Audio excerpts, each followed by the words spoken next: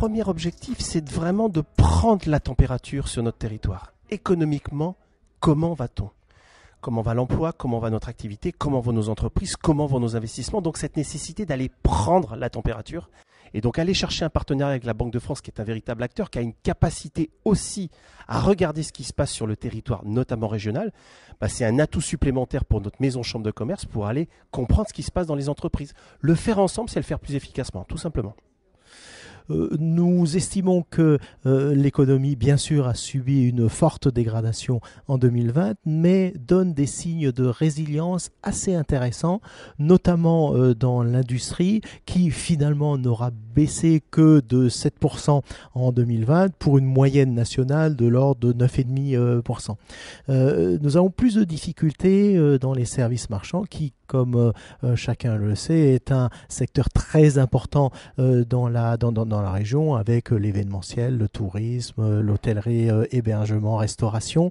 Et de ce point de vue-là, la chute a été plus importante, de l'ordre de 11%. Et là, on se distingue plutôt défavorablement par rapport au national. Enfin, pour ce qui concerne la construction, notre sentiment actuel, c'est que, bien sûr, 2020 aura été en recul de l'ordre de 9%, mais la capacité de rebond de ce point de vue-là est assez intéressante, de l'ordre de 5%. Cela étant, nous pensons qu'il y a peut-être une difficulté à venir sur la partie logement neuf par rapport à l'ancien et à la réhabilitation. Si on donnait quelques chiffres pour bien comprendre ce qui s'est passé dans cette métropole, une année 2020 terrible.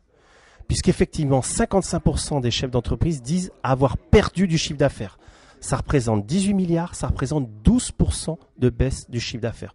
Ce qui est important aussi de dire que sur ce territoire métropolitain, et c'est d'ailleurs ce qui se passe aussi sur le plan national, les conséquences en termes d'emploi, les conséquences en termes de faillite d'entreprise, finalement n'ont pas été à ce stade si terribles que ça, parce que les pouvoirs publics ont mis en œuvre les mesures. Prêts garantis par l'État, chômage partiel. Et donc ça veut dire que tout l'enjeu pour nous, monde économique, et pour la Banque de France d'ailleurs aussi, c'est de se dire en 2021, quand est-ce qu'on redémarre et qu'est-ce que je dois donner comme signal de confiance pour que ça redémarre au plus vite. Alors le chemin va quand même être long, périlleux, et nous pensons que le niveau d'activité préalable à la crise, donc fin décembre 2019, serait atteint à mi-2022 seulement.